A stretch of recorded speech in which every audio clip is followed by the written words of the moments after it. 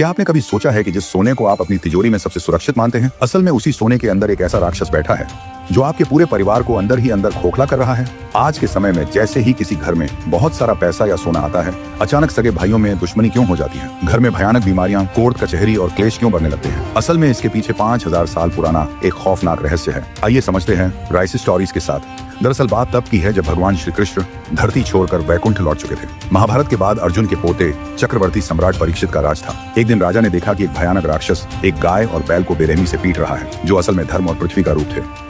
ये देखते ही राजा परीक्षित का खून खौल उठा। उन्होंने अपनी चमकती हुई तलवार निकाली और उस राक्षस का सिर धड़ से अलग करने के लिए दौड़े। वो राक्षस कोई और नहीं, साक्षात कलयुग था।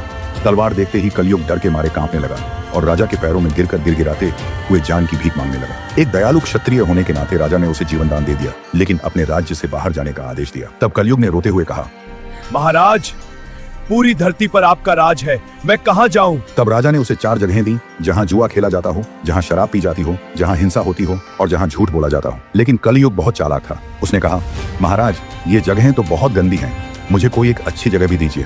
तब राजा परीक्षित ने उसे स्वर्ण यानी सोने में रहने की इजाजत दे दी और यही इतिहास की सबसे बड़ी गलती साबित हुई। राजा परीक्षित ने उस वक्त जो सोने का मुकुट पहना हुआ था, वो असल में जरासंध का लूटा हुआ अशुद्ध सोना था।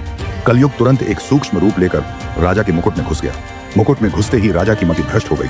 उनका दिमाग शैतान की तरह काम करने लगा।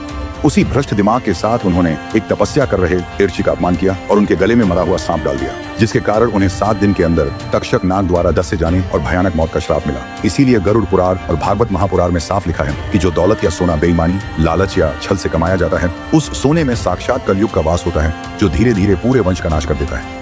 मेहनत का कमाया सोना लक्ष्मी है, लेकिन लालच का सोना कलयुग है। अगर आप भी मानते हैं कि धन से ज्यादा परिवार की शांति जरूरी है, तो कमेंट्स में जय श्री कृष्ण जरूर लिखें और इसे अपने चाहने वालों के साथ शेयर करें।